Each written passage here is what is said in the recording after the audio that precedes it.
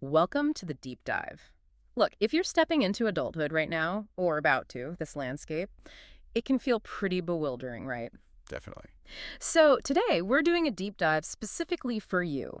We're digging into this really unique source, a transition guide written for the class of 2026. And it's written by someone with a really specific perspective. Exactly. An autistic academic, also a case manager, special ed teacher. And they framed this guide as like a narrative survival kit, almost a decoder ring. A decoder ring, I like that. Yeah, to help understand systems that, well, the author says weren't built to hold you. And this isn't some abstract thing. The author's an autistic gestalt processor living within these systems right now. And I think that's key. This deep dive isn't about drumming up fear. It's really an act of clarity. Clarity, yes. The source right away points out this huge gap between generations. The rules have just fundamentally changed. It's about seeing things clearly so you can, navigate it all and stay intact. Because honestly, a lot of the old advice just doesn't apply anymore. Right. And that's where we jump in. The author starts with this really stark contrast. Their parents' world versus today. They talk about their parents getting a kit house for $24,000, which, that sounds like a typo now, doesn't it? It really does. Unbelievable. Their dad, a teamster, made maybe $15 an hour max, but that supported the family, community college, $7 a unit. Buying a used car for under $1,000 and fixing it up yourself, totally doable. It's a picture, yeah. The author puts it really powerfully. We were poor, yes, but poor in a way that still felt survivable. It wasn't easy, but it was possible. And that world, the source is blunt. It's gone. Understanding that shift is just fundamental. It really is. For the class of 2026, the author says their first year of adulthood, real adulthood, with contracts and consequences and systems that don't care if they understand them, is happening under a regime that has quietly rewritten the rules. Quietly rewritten. That's ominous. It is. And the source lists these immediate challenges. College isn't a guaranteed path. It's potentially a liability. Student loans.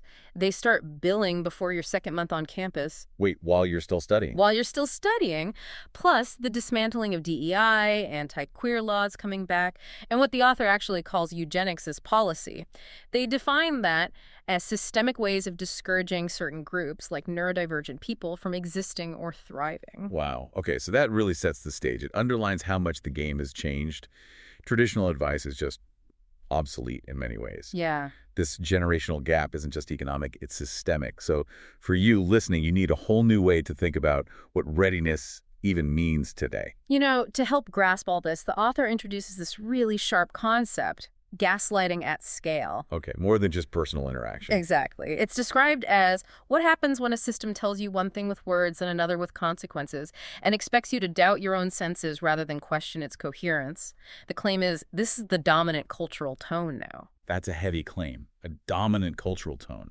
What does that mean day to day? How does that affect, everyone, even beyond the specific groups mentioned? Well, the impact is broad, but the source points out it's especially threatening for autistic students, particularly gestalt processors, hyper-empaths, people with alexithymia. Right, because their sense-making is often deeply relational, holistic. Exactly. So when systems contradict themselves constantly, it's not just confusing. The source says it erodes trust in reality itself, which raises a huge question, doesn't it? How do you trust your own perception when the world keeps sending these mixed, contradictory signals? It's like trying to navigate with a broken compass. And the author gives concrete examples of this systemic gaslighting, like the job market ghost jobs. Ghost jobs. You mean jobs that aren't real? Pretty much. Positions posted, but with no real intent to fill them. Maybe to harvest resumes, maybe just to look busy. The source cites a 2024 study suggesting nearly half of listings might be like this. Half. That's staggering. It is. Then there's federal hiring. Over 260,000 layoffs since early 2025 IRS, NIH, EPA, while agencies are talking up AI efficiency and quietly getting rid of oversight like watchdog roles and contract data. So saying one thing, doing another, that fits the pattern. And another big example the source uses is from public health, an FDA panel that implied antidepressants cause autism. Oh, I remember hearing something about that. Yeah, the author describes it as blurring correlation with causation, even citing studies that apparently didn't exist, maybe just hallucinated by large language models. Seriously. And experts from UCLA, maternal mental health specialists, they apparently called the hearings misinformed and dangerous. So what's the takeaway for you, the listener, facing all this? The key thing, the source insists persists is to trust that feeling of dissonance, that nagging sense that something's off. That's not you being broken. That's vital information. You might get told you're too sensitive. The advice here is ignore that. Don't let them talk you out of what you perceive. That's incredibly validating. Trust your gut, essentially. Absolutely. And speaking of misdirection, let's really get into those ghost jobs. Yeah. Because the source argues this is where the gaslighting feels maybe most brutal, especially in the job hunt. Okay. The scale is just wild. 43% of posted jobs in the U.S. either not real or not actively being filled. Think about that. Why? What's the point of posting them? It varies. Yeah. Could be making the company look like it's growing for investors. Could be data harvesting, collecting resumes. Could just be internal hiring freezes they don't announce. And the impact on applicants. It's brutal. You pour hours into applications, crafting cover letters, then silence or a rejection. And it's easy to internalize that, right? To feel like you failed, like something's wrong with you. Yeah, that makes sense. The source really frames these ghost listings as institutional gaslighting, doesn't it? Signaling hope while hiding the lack of real opportunity. Precise. And it points out this is especially tough for autistic students, particularly GLPs, Gestalt language processors. They often have this near constant anticipatory anxiety. Silence isn't just silence. It can feel like confirmation of their worst fears. So what can you do about it? Does the guide offer strategies? It does. Practical things like reframing your mindset, learning to spot potential red flags, jobs listed for months, super generic descriptions, vague benefits, maybe getting a quick automated response, then total silence. Okay, that's useful. And crafting clarifying questions if you do get an interview. But the biggest thing, the real core message here is don't internalize the noise. Don't let the lack of a reply define your worth. That's huge. The author stresses this. If you never hear back, it is not because you're broken. Okay, so we've talked jobs, systemic stuff. But the source also uncovers something pretty alarming in higher education. A quiet rule change. Oh, what's this about? It's about student loans, buried in a federal budget bill from July 2025, apparently. Starting with the 2026-27 school year, in-school deferment for federal student loans. It's gone. Eliminated. Wait, what does that mean practically? It means if you take out a federal loan, payments and interest start accruing immediately. While you were still in class, the source says before your first month ends, no grace period, nothing. Wow. That's a massive change, especially thinking bigger picture. For vulnerable students, right? First-gen disabled students, low-income kids, the ones told college is the only way out. Exactly. The author argues it's a fundamental shift in logic, from loans as support to loans as extraction.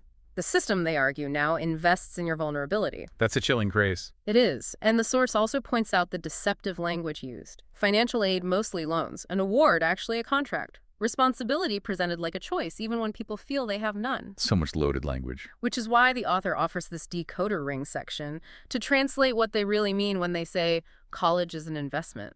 Okay, I'm curious. What's the decoded message?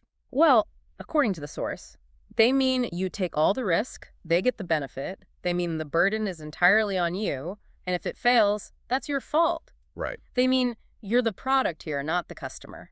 And if you can't pay it back, you'll pay in other ways your credit, your stress, your time, maybe even your freedom down the line. That's pretty bleak. Is there any upside? There's a crucial nuance, the author adds. College can still be worth it, but only if you go in knowing how the game is played now, understanding these new rules, and crucially, knowing your own worth isn't tied to playing that game at all. Knowing the rules, knowing your worth. Okay. So beyond education, the source also talks about what it calls the disappearing state, this hollowing out of federal agencies. How so? We're talking huge layoffs. Over 250,000 federal jobs gone, IRS, NIH, EPA in just a few months. Inspectors general removed, oversight functions just stripped away. Or replaced with. Replaced with, or perhaps masked by, what the author calls DOGE, the Department of Government Efficiency, described as this slick front for private contractors. Contractors doing government work. Yeah, getting early access to sensitive infrastructure, landing no-bid commercial takeovers. The source argues it leads not to efficiency, but to extraction. Extraction again. That word keeps coming up. This sounds like it creates a really unsettling environment, especially for people, as the source notes, who are neurodivergent and attuned to patterns, meaning integrity. Definitely. And AI plays a big role here, but maybe not how you'd think. How is AI used in this context? According to the source, it's not about freeing up humans for meaningful work. It's about removing humans clumsily, impersonally, and at scale. Think automated terminations, algorithms filtering resumes into oblivion, applications just vanishing, no way to appeal errors, growing backlogs, a slow collapse of trust. For Gestalt processors, the author suggests this feels like gaslit noise, an environment that mimics communication whilst refusing connection, like shouting into the void. That's a powerful image. It sounds incredibly alienating. It does. But this leads to a really important question the source raises. What can't AI simulate? What's uniquely human here? And what's the answer?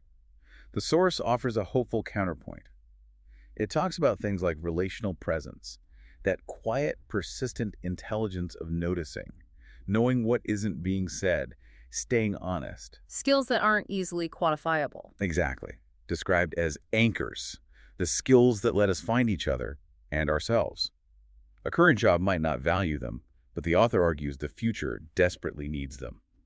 Okay, let's shift gears slightly. The source tackles a really politically charged example next, using public health as a kind of stage. Right. This was the FDA hearing on SSRIs during pregnancy. Yeah. The author presents it as science being stripped of care and context, becoming just spectacle.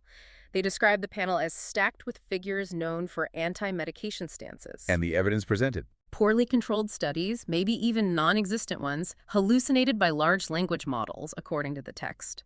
Correlation pushed as causation. Speculation treated as fact. And what was missing, according to the source? What was deliberately ignored, the author claims, was any serious look at untreated maternal depression, the expertise of perinatal psychiatrists, any kind of nuance. Stepping back, how does the source connect this to the broader themes? It argues this spectacle is really just an old story dressed up as new concern, eugenics. Eugenics, that's a very strong claim. It is. The source suggests the underlying message is that autistic children are the consequence of maternal failure, that neurodivergence is a harm to be avoided. Which sends a devastating message to autistic students listening. Exactly. That your existence is still debated, still framed as deficit. The guide offers this really crucial affirmation directly to you, the listener. You are not a mistake. You are not a side effect. And you are not alone. That's powerful. And it connects this to reproductive autonomy, arguing the fight must include the right to remain autistic, to be disabled, to exist without justification. So it ties personal identity directly to these larger political battles. Absolutely. And the author then kind of brings all these different threads, the jobs, the loans, the AI, the public health stuff together under this heading. They'll call this normal. It isn't. Back to that core idea of questioning the narrative. Right. Listing all these weird, unsettling things. Jobs vanishing, weird AFISA flags, meds denied, AI making things up, stories getting erased. And pointing out that when you notice this disconnect, when you feel like things don't add up, you're likely to be told you're just too sensitive. And this is where the source says your real wisdom lies. Right. In that discomfort. Precisely. It's almost upside down. The world tells you to ignore that gut feeling, but the guide says that ache, that sense that something's off, that's your compass, that's your wisdom speaking. Especially, it notes, for autistic Gestalt processors who feel the world holistically first. That dissonance isn't a flaw. No, the author writes, that's not dysfunction. That's clarity. That's care. That desire for things to actually mean what they say, for actions and words to align, that's not naivete, it's strength. It's your truth. Trusting that internal signal becomes paramount then. So, okay, if this is the landscape, challenging, confusing, often contradictory, what does readiness even look like? How do you prepare for this version of adulthood? Yeah, the source really pushes back on old ideas of readiness. It's not just about the right major or test scores or slick interview answers anymore. So what is the new readiness? It's redefined. It's about reading what's not being said, noticing when processes just feel off, protecting your own emotional truth, finding your people, the ones who speak your language. That sounds more like internal navigation skills. It is, but it's also about action. Readiness includes refusal, knowing when to say no, when to pause, wait, and importantly, when to just walk away from a situation that feels wrong. Are there suggestions for alternative paths? Yes. Things like trade schools, mutual aid networks, learning from peers, creative gigs, community projects, things that restore rather than extract. And self-care must be huge in navigating this. Absolutely critical. The guide mentions journaling, music, identifying your safe people. and really consciously naming very clearly the things you will not trade away. Like what? Your sense of justice, your creative voice, your right to just say, hang on, this doesn't feel right. The source calls this narrative sovereignty. Narrative sovereignty. Explain that a bit. It's about defining success for yourself, knowing what you want, but maybe even more importantly, knowing what you are not willing to lose to get there. In a world that's increasingly automated, policed, gamified, your right to your own story, that is readiness. That's a really powerful reframe. As we wrap up, the author uses this central metaphor, The lantern. the lantern, yeah, saying this guide isn't a map. What I can offer is something smaller, steadier, a lantern. A tool to help you remember your bearings when the world forgets to make sense, when the system glitches out, when your story gets flattened. It's about finding your own light in the fog. Exactly. And this direct reassurance from the source. You are not alone. You are not too much. You are not behind. You are not broken. You're awake. And I think the final message from the author here is really one of agency, despite everything. What's coming isn't fair, but you are not without power. Where does that power lie? It lies in those very things that might feel like liabilities sometimes. Your clarity, your deep sense of care, your refusal to just accept this weirdness as normal. Those aren't weaknesses. The source insists they are your strengths. Your presence, your insistence that things should make sense, your loyalty to meaning, those are your guideposts. So holding on to yourself is the key. Which leads to the final thought we want to leave you with, something to really mull over. In this world that seems determined to flatten your unique story into data points or bullet points, what specific, unquantifiable part of your authentic self will you hold on to most fiercely? And how will you make sure that remains your unshakable compass no matter what?